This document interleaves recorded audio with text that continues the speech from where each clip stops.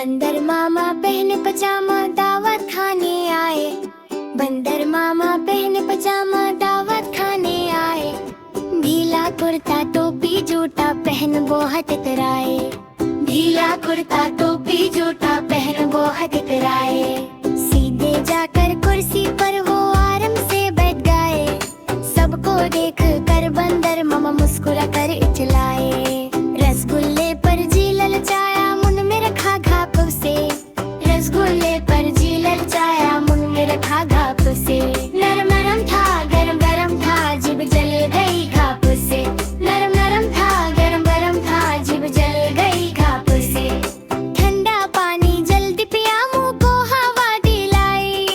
उछल कूद कर बंदर मामा ने थोड़ी धूम मचाई। बंदर मामा रोते रोते वापस घर को